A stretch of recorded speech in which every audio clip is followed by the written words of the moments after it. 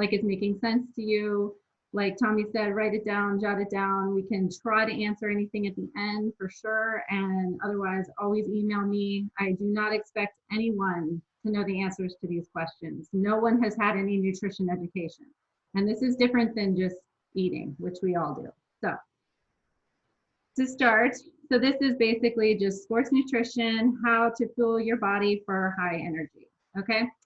So now this slide just talks about what a coach, a hockey coach recognized, winning coach, that if he had kids showing up, but they weren't properly, fueled for nutrition, then they might as well have not been there, because it was harder to see any gains or to get any better if you come in and you can't play as hard as you could if you were fueled correctly. So a lot of nutrition education comes from multiple sports studies, and that's really how we learn so much about this field. So you're going to see lots of different sports represented in this presentation, because that's where all of our studies come from. So I gave you guys a quiz, and the reason that I did that was because it was interesting. I wanted to know really, what did we know well and what did we not know very well? And what I figured you would miss, you did. And what some of it, probably what I would feel like was the most important question, you guys did pretty well on. So I'm actually really pleased about that. So we're going to basically run through those questions, and so hopefully you can think back to how you answered them, and that will make what I'm talking about more relevant. So the first question I asked you guys was, if you stopped for fast food after a game, what would be the best choice? And about 55% of you got it correct.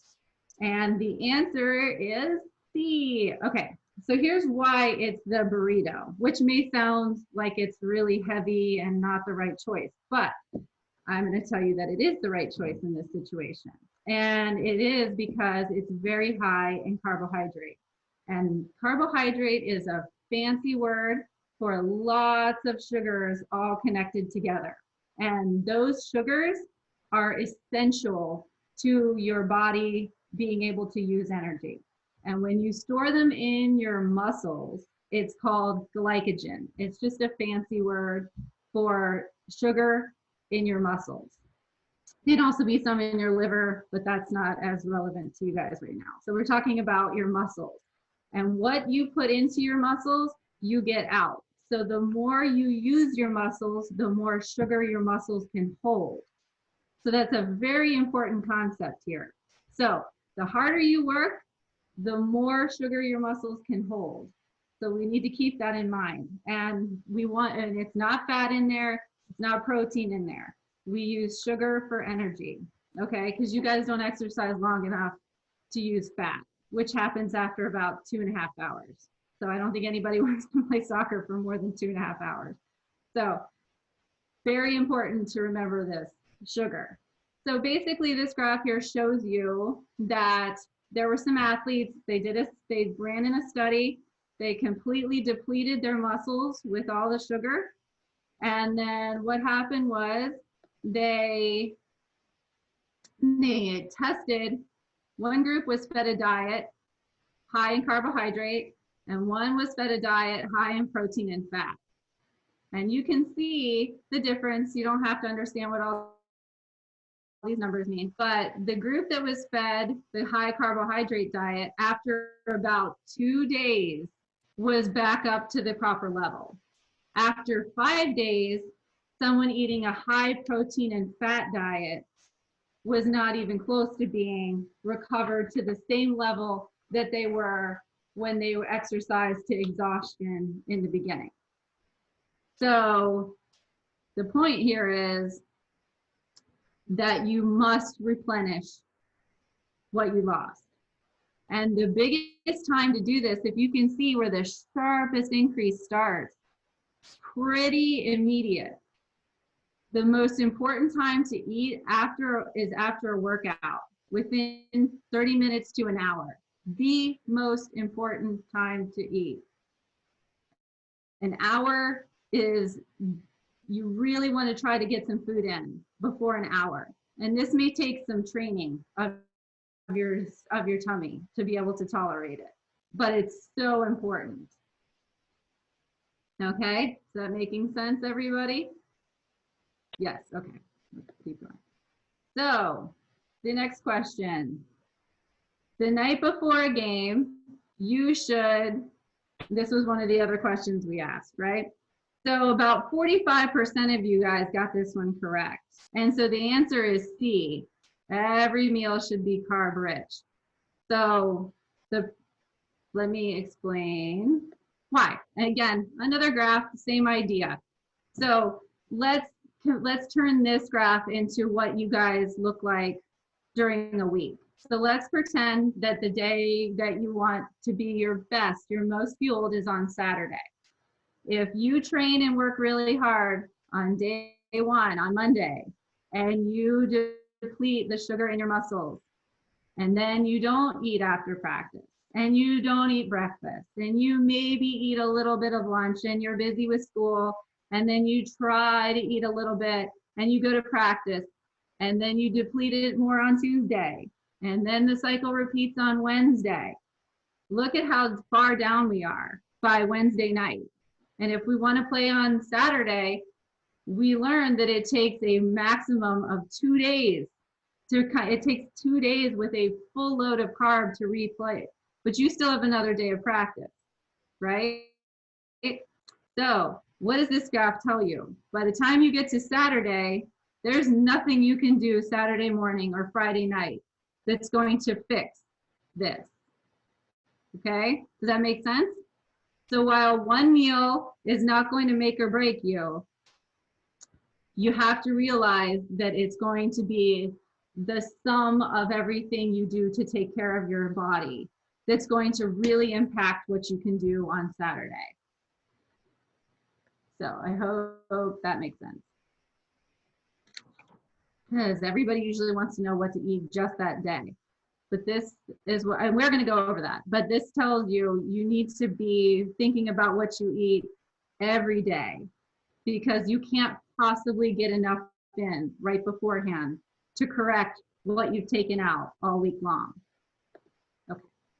So one of the other questions we had here was, true or false, carbs are fattening? And about 38% of you guys got this right. And this is the fault of the current media and the difference between being an athlete and being, you know, a person who doesn't engage in much exercise.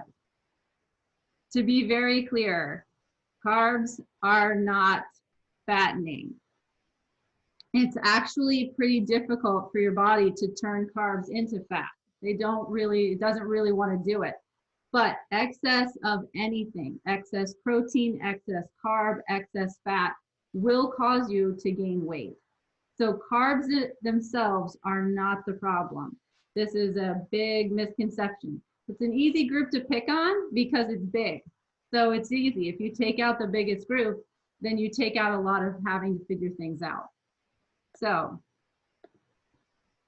but about, like I said, I'm not surprised that this one was missed. It's very common. Okay. All right. So let's go on. All right. To lose weight and have energy, because some of you guys are talking about bulking up and losing weight. You know, these things start to become an issue. So what we want to understand here is that while carbs are not fattening, you want to make sure that you're aware of the total sum of what you're eating throughout the day, but you need to fuel your body for exercise. So if you want to work out really hard and that's going to improve your fitness, build muscle, which burns more calories, which eventually you can turn into bulking up if you're strength training correctly, you must eat before you exercise.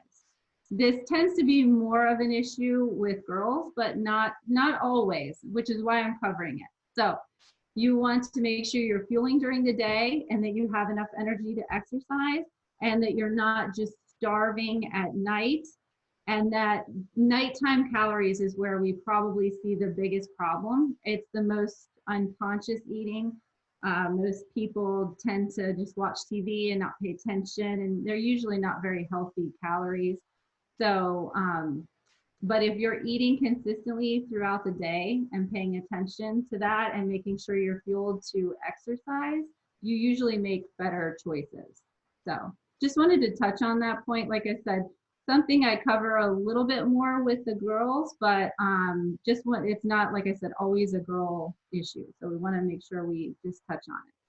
So again, this one's in here for the same idea. So I asked, to lose 10 pounds of body fat in a year, you should consume how many fewer calories? And about 32% of you guys got this right. And the answer is A. So the point of the question is to make you realize that to lose 10 pounds of fat, you really don't need to make huge changes. So the same should come on the other too. If you're trying to increase what you're eating, you don't necessarily have to do it by a huge amounts of food, right? So, whoops, let me get back here. I went too far, sorry.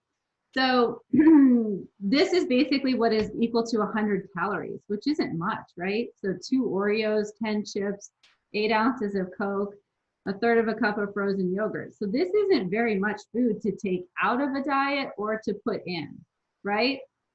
So just be aware that it doesn't take too much to make a difference in your overall calorie consumption or overall calorie loss.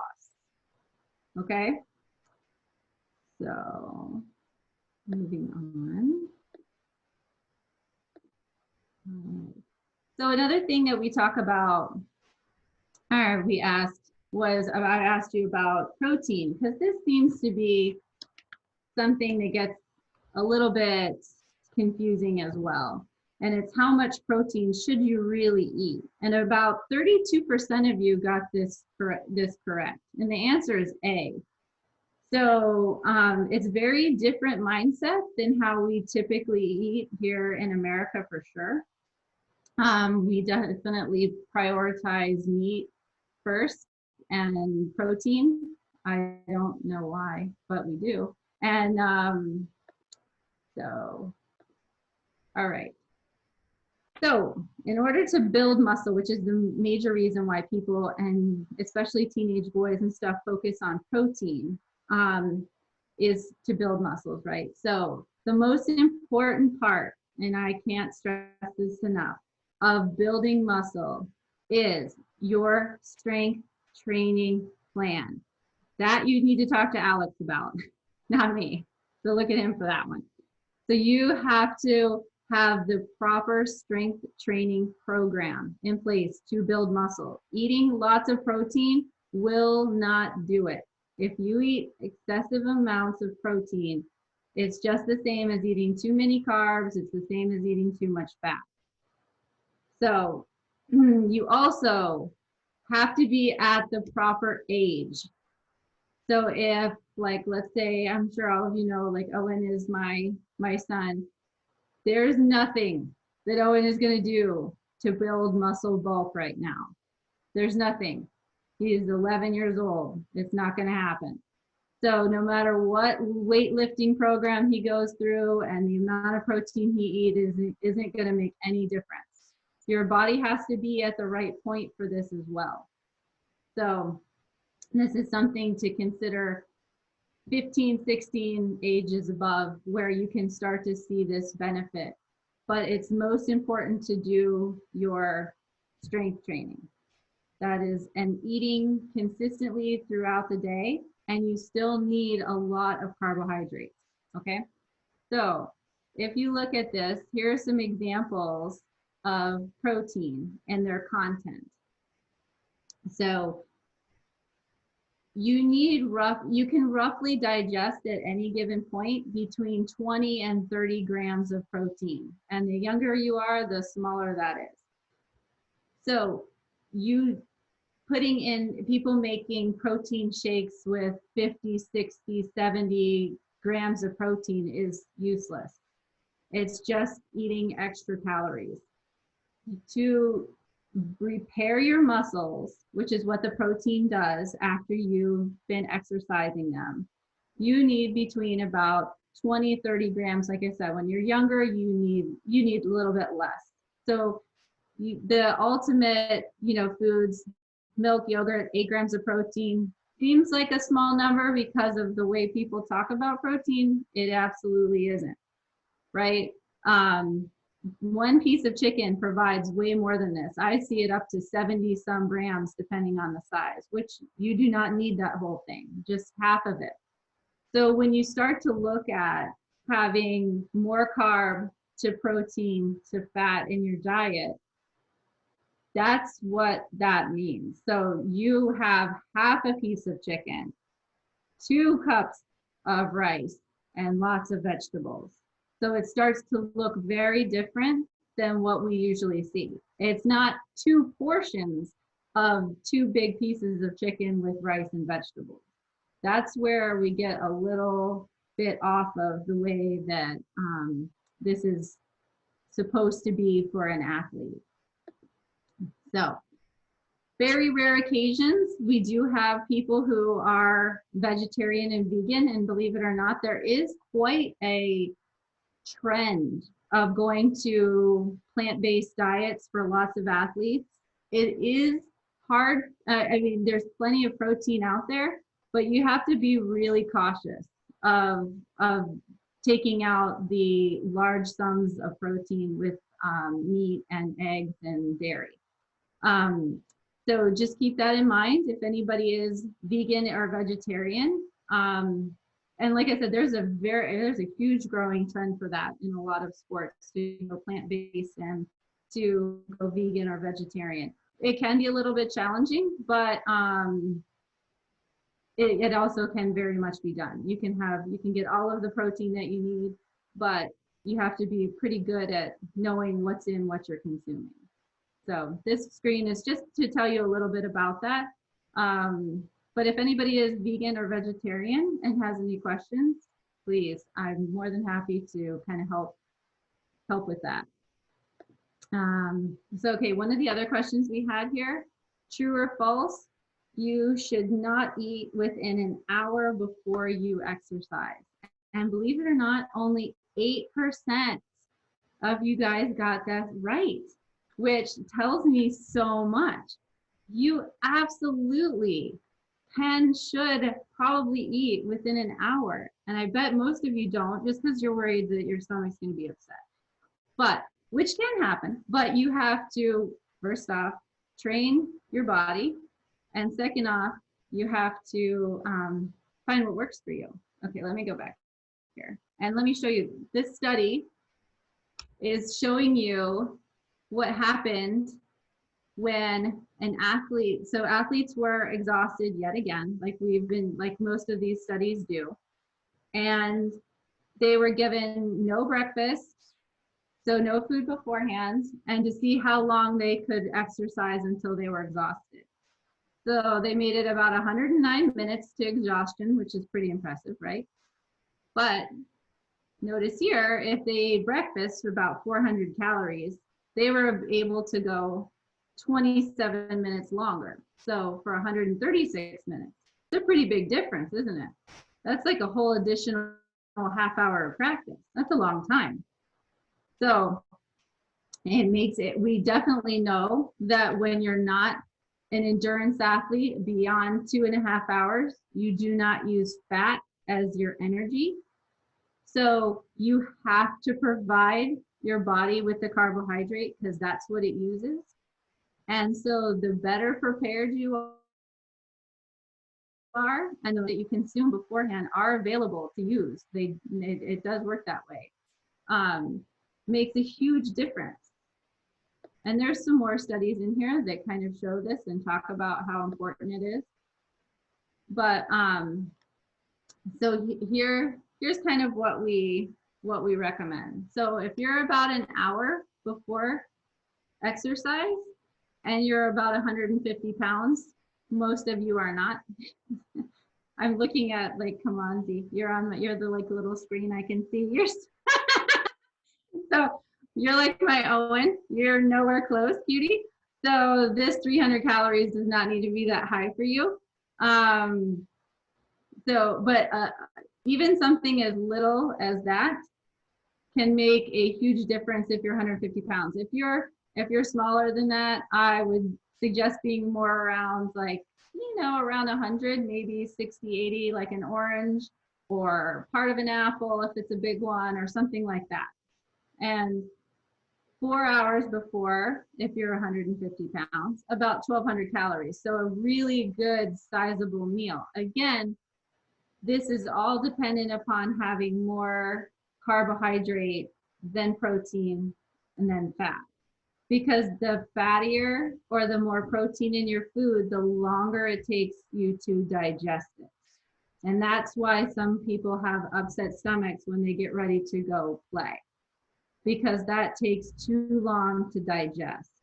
If your food is higher in carbohydrate or sugar, whatever you want to say, I want to say carb because I want you to think of it like healthier foods, not necessarily like when I say sugar, I don't want you to think dessert or candy.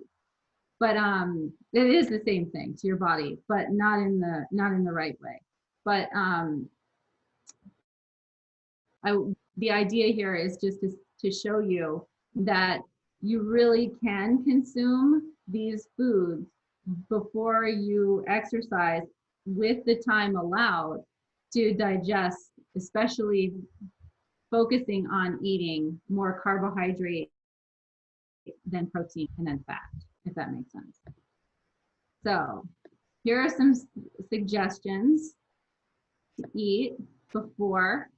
And again, like one little bag of pretzels is around 100 calories sometimes. Some raisins. Raisins are good because they're high in potassium, which is a good mineral or a good electrolyte to have because it helps you retain your fluid. Yogurt, that can be a mixed bag if you're not especially if it's like low fat would be a good choice. Some people don't like liquidy things like that. But again, it's supposed to be in a small enough quantity that it really shouldn't set you back too far. Okay, part of a bagel, some bagels are huge, like maybe half of it or maybe even a quarter of it makes a little bit of a difference. So, all right. And most of you did really, really well on this. About 45%. This is, believe it or not, that was really good.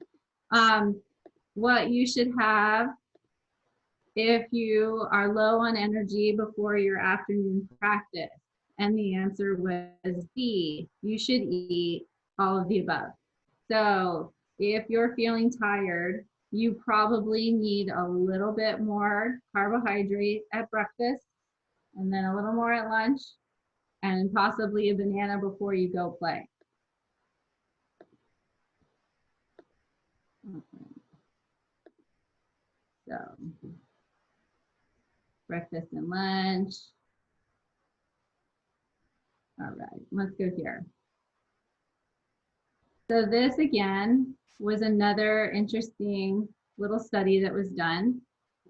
And so you can see some athletes who were poorly fueled, biked really hard for 45 minutes, and then sprinted for 15 minutes. So this would basically put you if you're in the last 15 minutes of your game. So that's essentially where these athletes started out.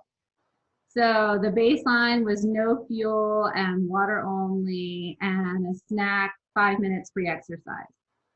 And then they went back and they did the same thing and they had some sugar and water. And you can see there was a little bit of an improvement, 10%. And then we had a little bit more right before and water stayed about the same. So not a huge difference here between 100 more calories, right? Not a big difference. But we did see a huge improvement when we had a good meal before, those 270 calories, and then just water. So the idea here is just to reinforce what I've said a few times now about it's a building process all the way across from the beginning. So the more you do leading up to, the better result you have at the end. So you see a 20% improvement if you combine eating the right meal and your pre-exercise food, even if you're having water. And we're going to touch on the fluid thing here in a second, because that's kind of a big deal, especially here in Florida. So again, this is all just saying the same thing, that if we're eating frequently throughout the day and mostly carbohydrate, some protein, some fat, and again, if anybody wants specifics, I can help you with that, because to say a blanketed number is not fair, because it's all based on your size.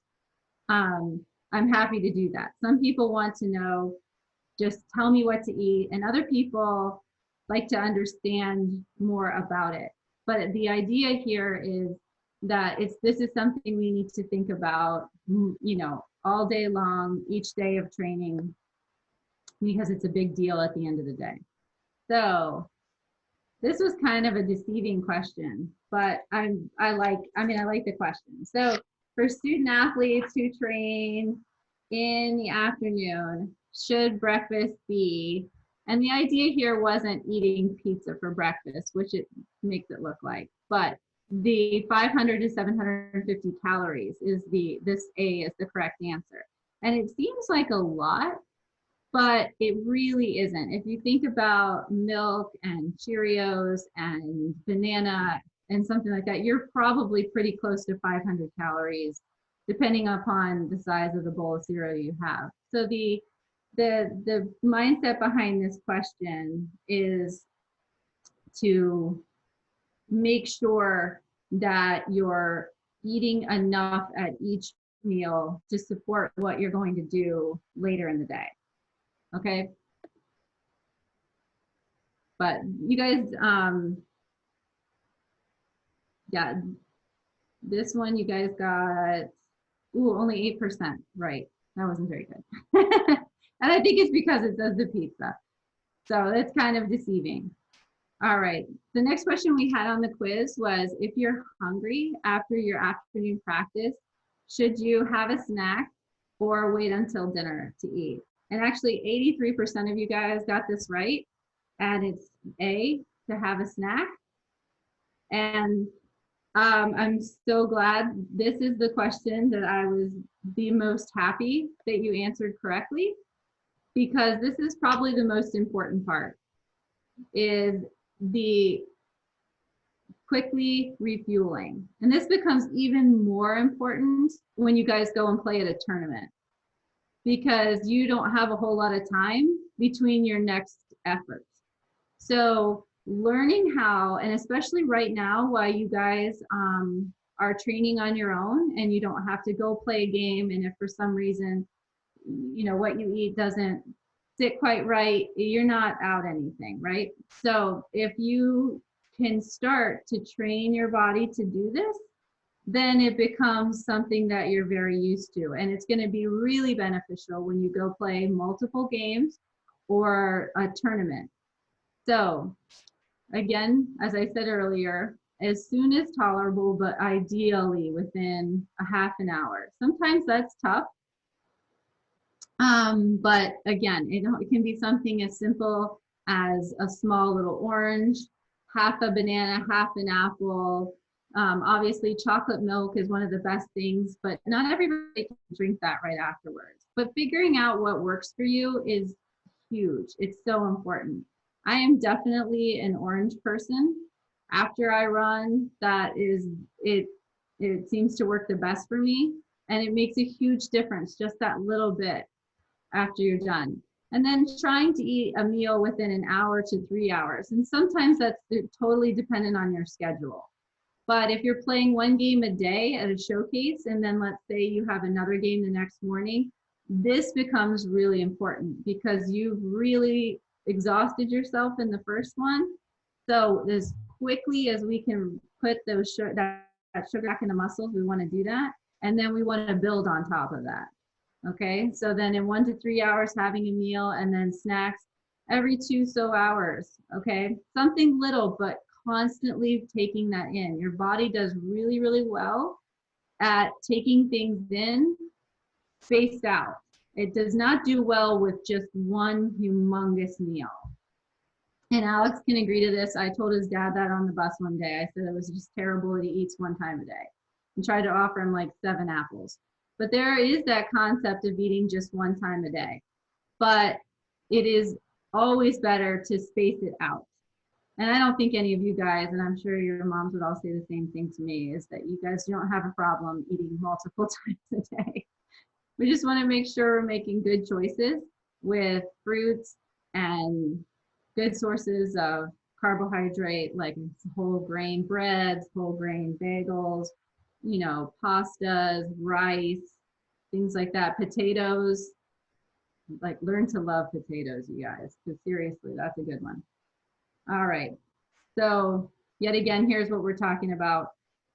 So you want 3 times more carbohydrate in your food. And this is all on a label, but you don't have to read it because it the numbers don't have to be perfect. It's just the idea here. So yogurt has 3 times more sugar to the protein, which is exactly what you want. Cereal, trail mix, pasta, and then you can adjust your portion size of these items to fit your body size. So someone who needs 30 grams of protein, or, you know, per sitting, you know, up to, you know, whatever per day based on their size, can just have, you know, maybe 2 cups of yogurt, a little extra cereal and milk, these things. And that's where you really have to rely on your, you know, just listening to your body. Are you still hungry? You know, take a second and figure it out. Okay. So again, this is just to reinforce the idea that you want to have 3 times the number of carbs to the protein that you have. Okay. So let's talk just a teensy bit about hydration, because this is one of those important things that if we get the food perfectly right, but we're dehydrated, it can be just as bad. So I'm going to touch on this because, like I said, it's pretty important, especially here in Florida, for sure. So the question was asked, if you're dehydrated, what is that? How can you tell? And 88% of you guys got this right. So everybody seems to be have a pretty good understanding of what's going on here. So the answer was D, all of the above. So, and we will talk about this. So dehydrated, it's a big problem, but it's easy to tell if you're hydrated. So if you use the restroom, you can tell. It's pretty simple to see if you're hydrated. So these are things to keep in mind, and this is what happens to you. And it doesn't take much to be dehydrated, but these are the signs. And, you know, headache, fatigue, dizziness, weakness, nausea, none of those things sound like something you want to be feeling before you go into a soccer practice or a soccer game. Okay, so let's talk about drinking. All right, so 2 hours before you exercise, you want to make sure that you have had plenty to drink. Your kidneys take about 45 minutes to 90 minutes to process what you drank. So if you've made sure you drank enough 2 hours before, you have plenty of time to go to the restroom before you have to go to practice. So 2 hours before, we've got to be pretty sure. Most people say around 2 cups, about 16 ounces. But you got to kind of see how you feel. If your stomach has that sloshy thing, then you're good. And we just need to stop for a little while. All right. About 15 minutes before you exercise, definitely want to try to take in a little bit more to drink. Right. If we've been eating, water's perfectly fine. Right. Some juice is great. I know, you know, there's good things about a little bit of orange juice, 6 to 8 ounces of orange juice. That also counts towards your carbohydrate. I've read a lot of good things about tart cherry juice, but you know, that's a taste thing, but it's apparently it's being studied a lot in sports nutrition. So there's a lot of juices out there that kind of add to this that could be good because it also gives you a little bit of that carbohydrate. But you want to definitely test this out and see how you feel. And then while you're exercising, this is where you don't really have much control, especially if it's super hot and humid. You want to try to drink pretty consistently. But in soccer, you don't really have that option. You know, and these are things like if you really, you know, get older, you get into this where you can weigh yourself and see how much water you lose. And then that can tell you what you need to drink during exercise to combat that. And some people lose a lot of salt. So some people need to add salt to their Gatorade. I'm one of those people. I sweat a ton and I look like I've been in the ocean after I'm done. You can feel it on my skin. You can see it on my clothes. So I'm one of those people that needs to add a lot of salt to my Gatorades and to my food before I exercise because I lose a lot of salt. So, and then after exercise, you want to make sure that you've been drinking until you go to the restroom and your urine is pale. So if it's still pretty dark, you still need to be drinking. And then, you know, every day you need to be making sure, again, this is not something you can do 5 minutes before the game. You can't recover this. So it's something that has to be taking place all day long. And water is absolutely fine when it's paired with food. Drinking excessive amounts of water without balancing it out with food it can be a very big problem because it kind of sucks all of the electrolytes out.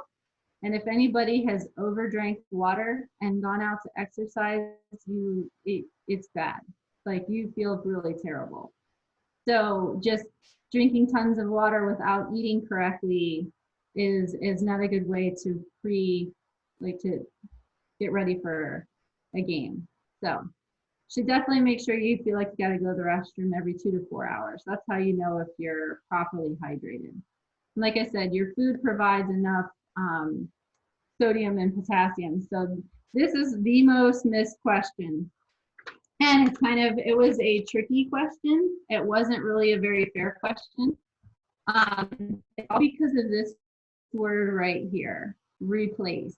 So Gatorade is absolutely essential for activity over 60 minutes, which you guys all do, in the heat and humidity, which you all do. Big believer in Gatorade, but it is useless afterwards.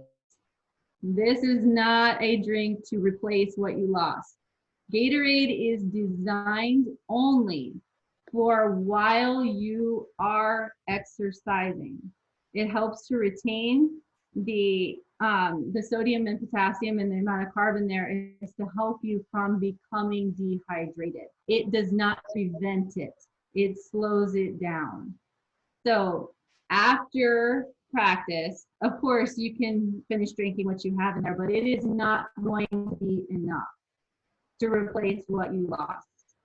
You must take in food and with water, which is fine. Or like I said, you can continue to drink it, but again, then it starts to become just a source of carbohydrate. But again, Gatorade is designed for while your heart rate is elevated. So while you're still out there, while you're on the field, while you're still actively sweating, the heart rate is up, that's when Gatorade is effective. It is not as effective after. Of course, if it's out on the field, you drink it beforehand, that's fine. But it's not something that that you should depend on pre-game and after game because it just doesn't provide enough. And this is just talking when like when you lose 1 pound, meaning you weigh yourself before you exercise and then weigh yourself afterwards to see how much water weight you lost. So, and then that can vary between 450 to 700 milligrams of sodium, depending on how much sodium you lose, sodium, salt, how much you lose while you're sweating. And it makes a huge difference. And Gatorade is better about replacing sodium. It has more sodium. So if you want to try to switch to like, a coconut water or something like that, that's not good during exercise because it's higher in potassium. And that makes more of a sodium problem while you're exercising. So the idea here is and we get a lot of salt in the American diet, a ton, plenty. So just normal eating is going to replace your sodium, but way more so than drinking Gatorade. And that's the reason that the question, I mean, only 7% of you got it right. And I would expect that because the idea here, like I said, is that it's not good for recovery. It's fine with things, but it's not good enough alone. So if you think I'm just going to drink my Gatorade, it's not enough. It's not enough carb. It's not enough sodium. It's not enough.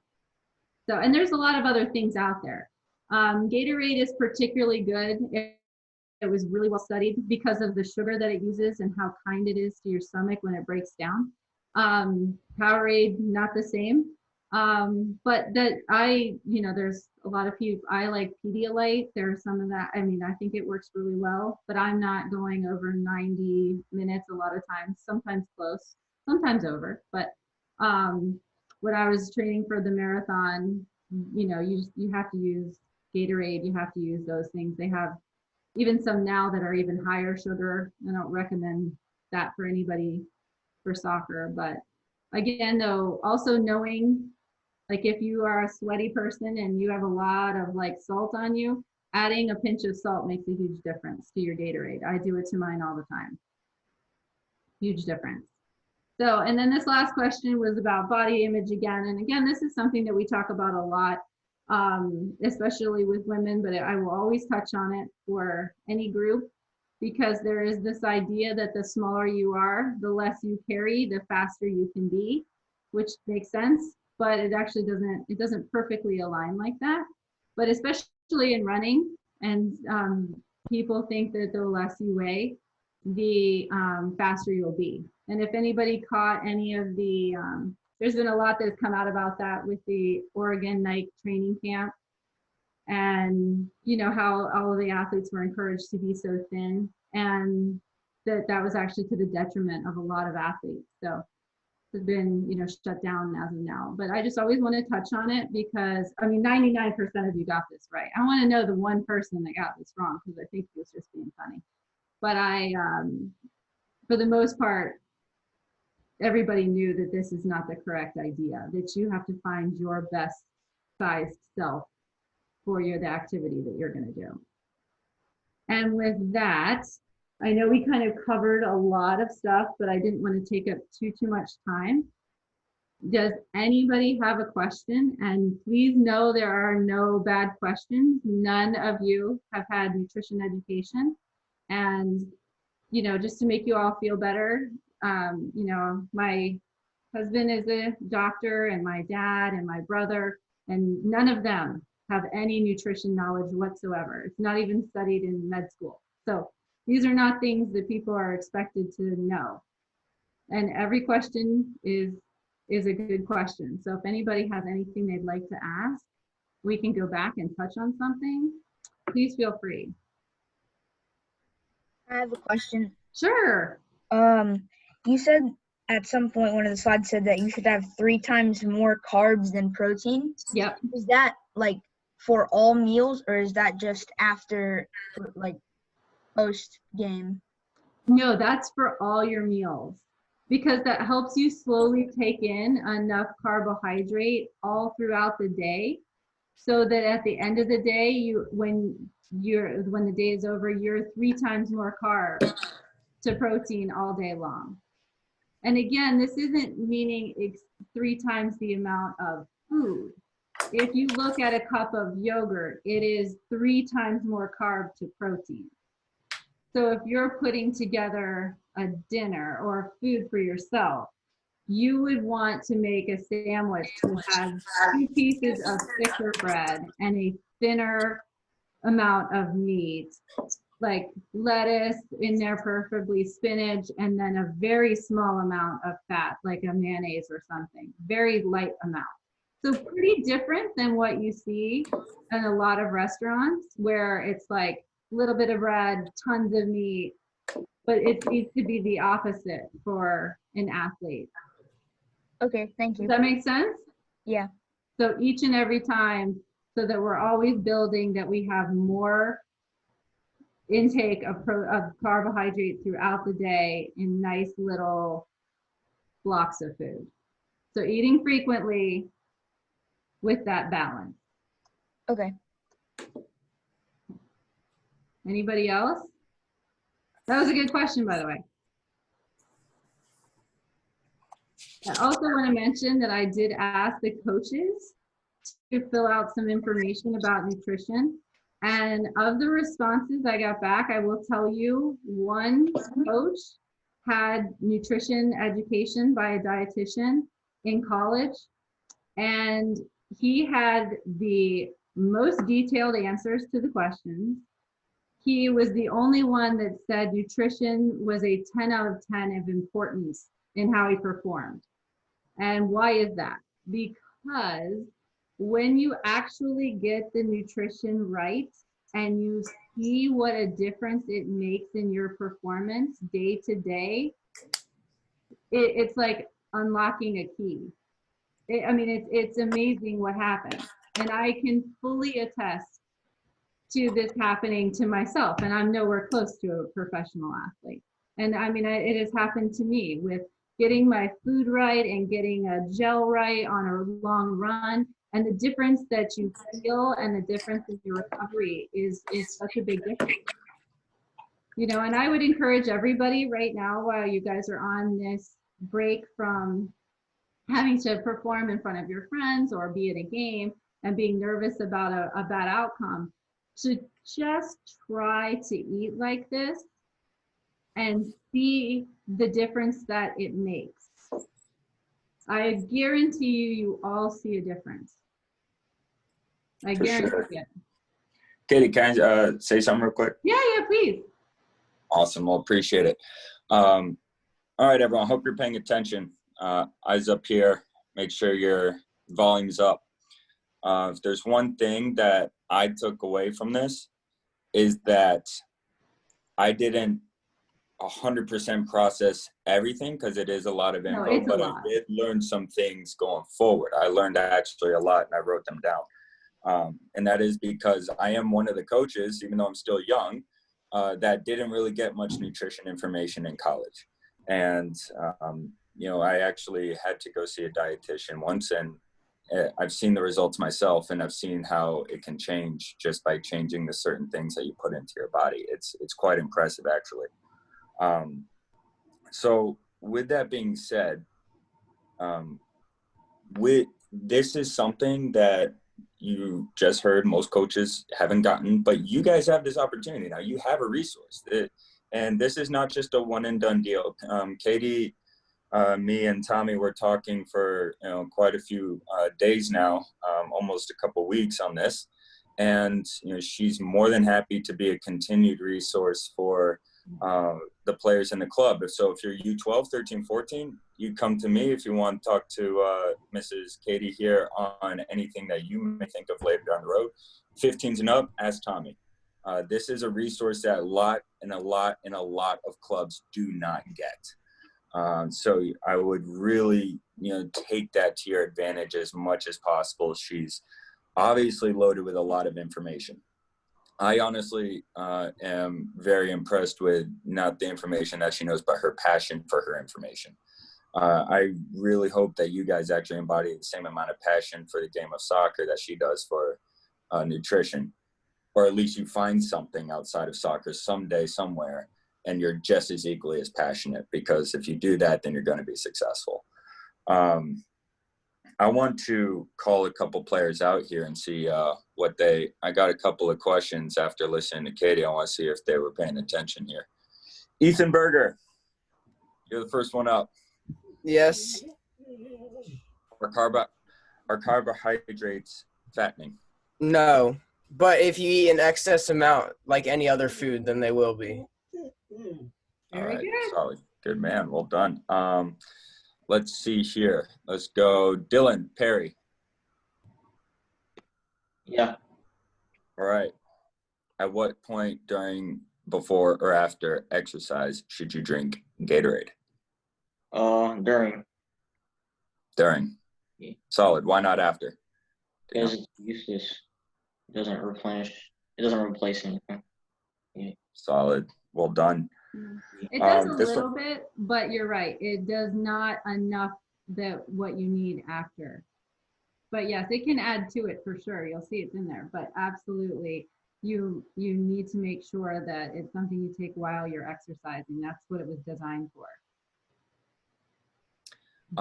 Jackson Schroeder. Yeah. Should you eat within the hour before you exercise? Yes, you should. All right. What does that eating look like? Is it like a big meal? What are we talking about here? Like a snack or something. Okay, good. We'll work with that. Isaac Murray, Jeffrey. You here? I know you're here. I see you. There you go. This one's a tough one. What electrolyte does raisins have? Do raisins have? What electrolytes do raisins have? I put you on the spot here with a really tough one. I know. It was hidden in there. It was hidden. Anyone know the answer to this? Who's willing to I have it. who's got it? Me, Anthony. All right, Potassium. Anthony. Potassium. Solid, man. Good work. Anthony. So good little pop quiz for you guys. Someone tell me. I did not tell him to do that. Just so we know. She did not tell me to do that. I was taking notes. I asked for the pre-quiz so I could see where everybody was. Definitely not this. Alex, pick on the older ones now. Okay, older boys. Let's see who we have here. Let me scroll.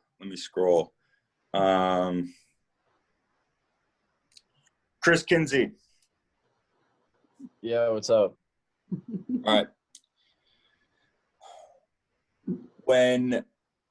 What are some things that she listed that you could eat after or drink after exercise? Chocolate milk. Chocolate milk is a good one. At what point in time should you do that after exercise? As soon as your body is comfortable. Okay, as soon as you're able to. At what point would you say it's too late? After an hour. Okay, decent. Well done. All right. And if Gavin you're not a Bennett. chocolate milk person, smoothies work great. More fruit and juice and a banana, and you can add a little bit of whey powder. Not everybody likes milk. Those are great. Yogurt is great. There's carnation instant breakfast people like. There's all kinds of stuff. You don't need anything, specialized. Gatorade makes a protein powder. That's absolutely not necessary. It's the same way protein that you can buy anywhere, a lot cheaper. There's nothing special about that. The idea is just to make sure that you're replacing the vitamins, minerals, a little bit of protein, and carbohydrate to heal your muscles so you're not nearly as sore, is the idea, and to replenish the sugar in the muscles is the idea there. And you need all of those things together to make sure that you recover properly. As Alex has said, you're only as good as your recovery. And that is very true. Very, very solid. Yes. So Nick, Herb, you're up. Yep. How many milligrams of sodium do you lose in a pound of sweat? That's hard. That's a tough one. I don't know. It's one of those small things, but it just alludes to the importance of sodium intake. Who knows this? Gavin Penzone, do you know this? No. Evan Can I Cope? guess? Anthony, no, you lost your privilege. You already answered. All right.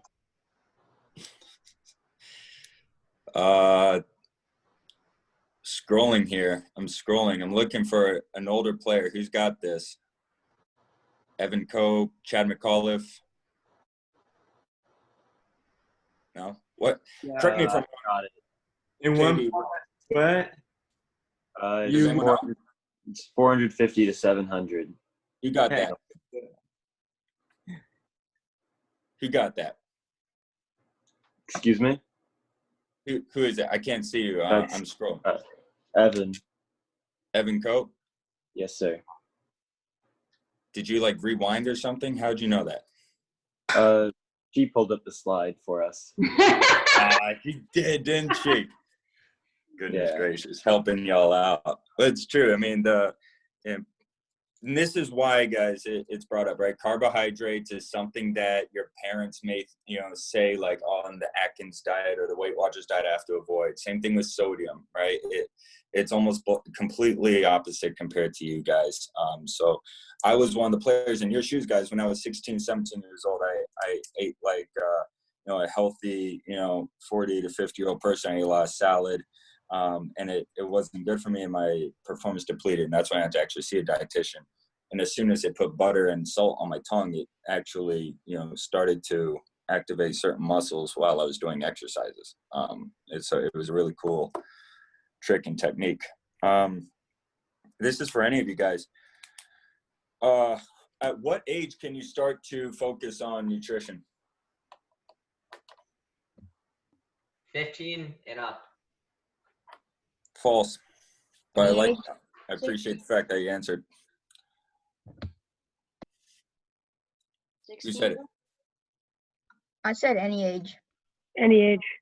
Any age. Solid. Right? It may change for you personally, right? But that's all right. And this is where if you have questions, you just come to Coach Alex or Coach Tommy, and we'll, direct you to Katie and try to find a time where she can answer your questions. It may be something simple we can type up and we can answer it, or if you want to have a discussion, we can organize that as well.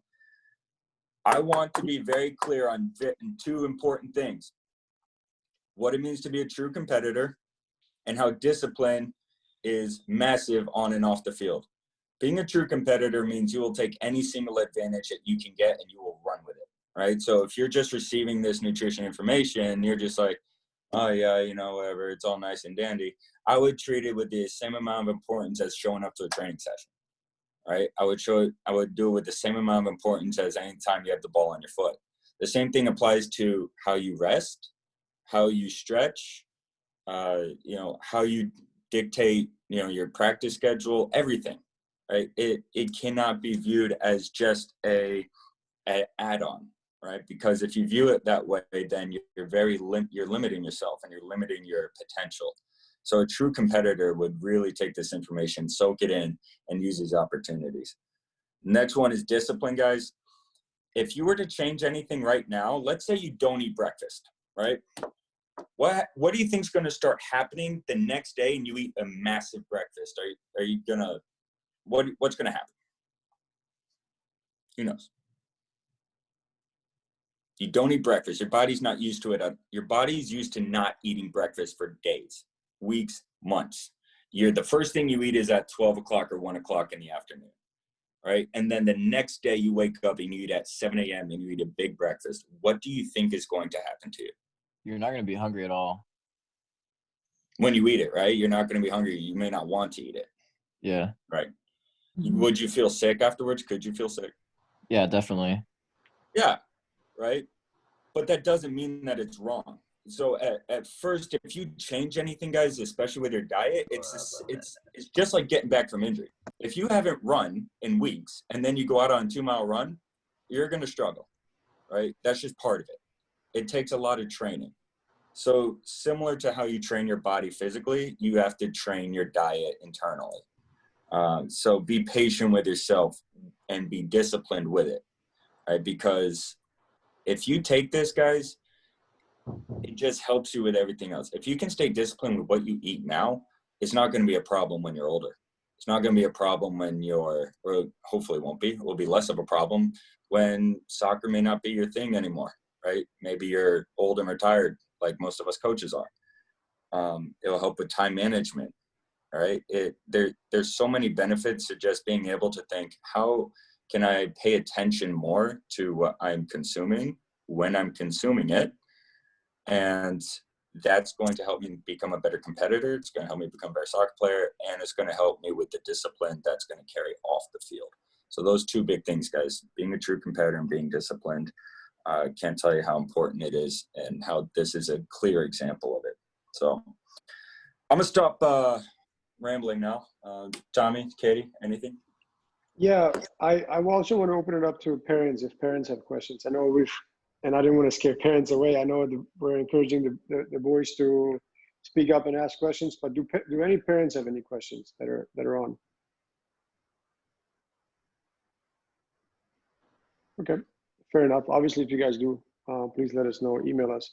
From my end, you guys can't stress enough the importance. I think one way to look at it is you guys are elite athletes. You guys are playing at the highest level for your age, and think of it this way: you train 4 nights a week, maybe a 5th night a week. You play on the 5th night or 5th day. It's about 10 hours or so during a week. What happens with the other 158 hours, right? You guys have to continue to train your body on and off the field. Off the field meaning what you're consuming and how much of it you're consuming, but also when you're consuming it. And one big thing for me is obviously the timing that I can't stress enough of the importance of that, just because I myself have played at a high level, and I know how important it is to have a good source of nutrition right after a training session or a game, because that will not help me just that day, but help me the next couple of days to be able to go back in and do it all over again and hopefully better. So cannot stress enough the importance of that. Good. So I want to, on behalf of the staff, obviously want to thank Katie. Can't thank you enough for putting this together for the boys and the parents. I have recorded this and we will share it with you guys. And Katie, if you'd like, you can share the slide with me and then the presentation with me. Awesome. I also have plenty of handouts and different things that I can send out. And usually that's how I do these things. I'm usually either on a field or in a gym.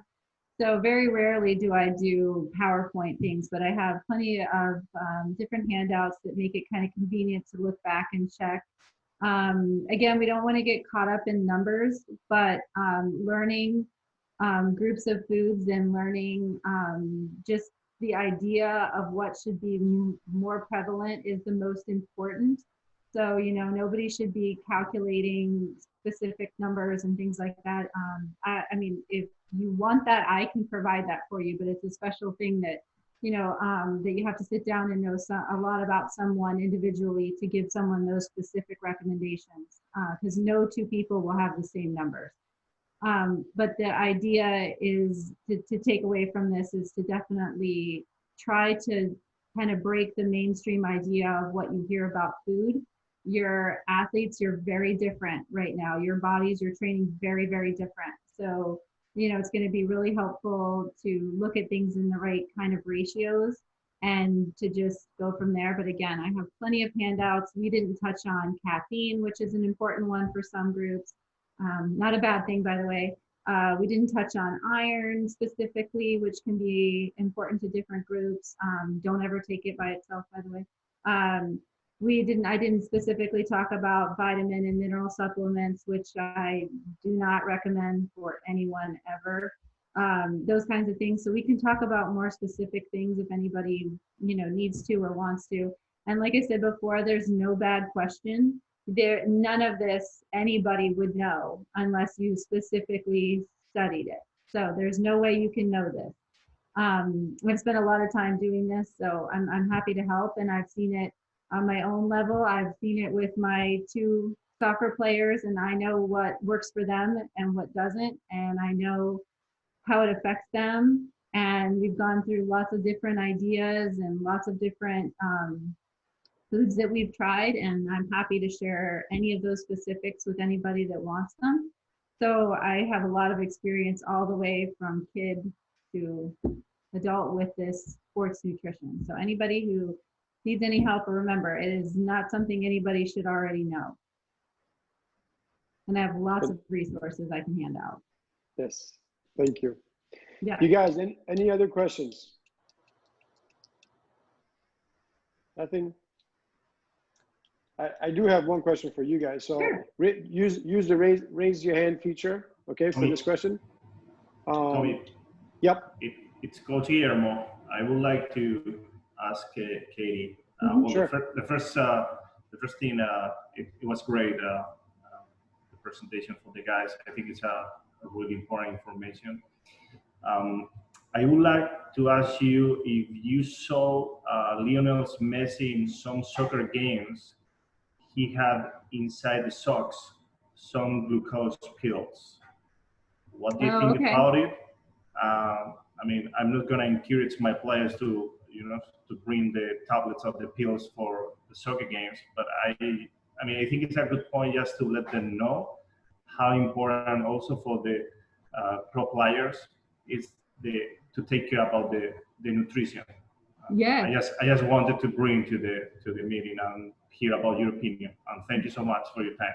No, that's great. Yeah. I mean, that is the thing what you don't see is that a lot of players at that halftime mark or at different points realize that if you expend a large, and this gets into, if you see them wearing the sports bras, obviously they're not wearing sports bras, it's a heart rate monitor. So when you're measuring your heart rate, that tells you what zone you're working in and that amount of carbohydrate that you're using, and if you're aerobic or you're anaerobic, which is all very important in terms of carbohydrate. And so yes, at different times, and some athletes also take salt tablets as well that look like that. And that's because they know their salt rate is extremely high, and they shed a lot of salt when they're sweating, and they will take a salt pill as well. The glucose pill he probably takes is because after 45 minutes, you have to start replacing carbohydrate if you're going to carry on beyond 60 if you do not want to decline in your performance. So 45 minutes is the mark if you're exceeding the 60 and you don't want to decline in your performance. If you're an endurance athlete and you're doing ultras and you're doing marathons, that's really the point where you start the gels and the chews. And he probably has found this is what he tolerates. He probably has found that this is what works well if he wants to drink water. Most of the time you can't do carb like a chew or a goo and chase it with Gatorade. You have to chase it with water. So if he has water quick available on the sideline, then he probably takes the pill with the water quickly, like an injury or something, because he knows that works for him. And you can get in more carbohydrate in that way than you could if by just drinking the proper amount of fluid that he would need. It's just he doesn't have enough time. So if he wants to be able to make those max runs longer, that's why he's doing it. Because once you start depleting that, you can't put it back in. The one graph I show you, it takes almost 2 days to recover. And if you look at sports athletes, like Usain Bolt, who's sprinting 100 meters and 200 meters, you think, why can't he just run full out the whole time? It's so short, because it takes everything out and you can't recover it. And that's exactly what he's doing. He's trying to refuel because he doesn't know how many, max runs he's going to have to make. And he's just depleting his carbohydrates. So he's doing that to keep his performance from declining. But most of the athletes at halftime take a gel or a chew or something like that they have tried multiple times. They use every day in practice. So the idea of exercise taking away is totally the opposite of what an athlete does. You want to exercise to do more. So more sprinting, more fast sprinting, recovering, going faster. So you need to put into the system, not the idea that people have of exercising to lose weight. For an athlete, it's completely the opposite. You're eating to do more reps, to bike longer, to bike at a higher intensity, to hold your heart rate higher. And these are all things that they measure. They measure their salt loss, and they have special drinks the same way that they have the glucose pills. So yeah, that's exactly what that is. They all do it. Yeah, they all do it. Yeah, and like I said, there's all multiple different things that people find and that they use.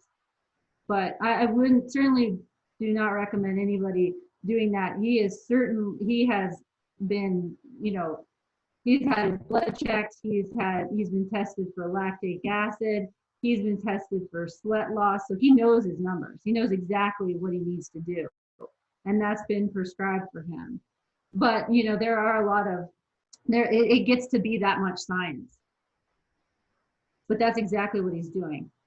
And anybody can start to use that. You guys can use the gels and the chews, but I caution you, if you get them right, it'll be the best day you've ever had. If you get them wrong, you're gonna walk home.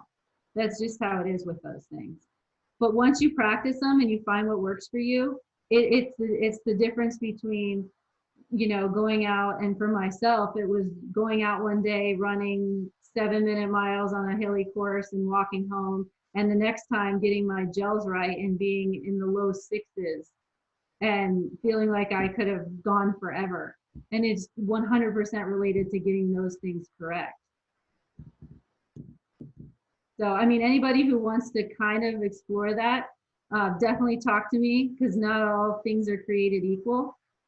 But I mean, even if anybody does the Peloton, there are a lot of guys that ride those longer rides on the Peloton. You'll see them using the goos on there, like the classes they teach. And that's exactly what they're doing. You have to replace that carb at 45 minutes if you don't want your performance to decline. Thank you, Katie. Mm-hmm. You guys, any other questions from you guys? Good. If you guys do have any questions, feel free to email Coach Alex, myself, or your coach. And then we can always find out more information for you guys through Katie. And again, thank you on behalf of the parents, the players, the staff. Super good to have you, and thank you for presenting and putting this all together and taking your time. Oh yeah, absolutely. You guys, we've also recorded this. If you guys need to watch it again, obviously we'll put it up and share the link with you, but I will email you guys post webinar. Thank you guys for jumping on. Just a quick run through. So you guys will from here have, I believe, individual team meetings on Wednesday, whether it's with myself, Coach Alex, the other coaches, and then on Thursday, the live workout on Instagram. And we will not do a DA player check-in this Thursday. We'll actually cancel that. We will just make some announcements on Friday, and then an announcement on Monday as far as what the jerseys will look like next year. So, but I do encourage you guys all to make sure that you guys are jumping on, because there will be always very important information for you guys during the meetings. Okay. Again, thank you all, and I hope you guys have a good rest of the week, and I will see you soon again. Thank you guys. Thanks, Katie. Yep. Bye, guys. Thank you.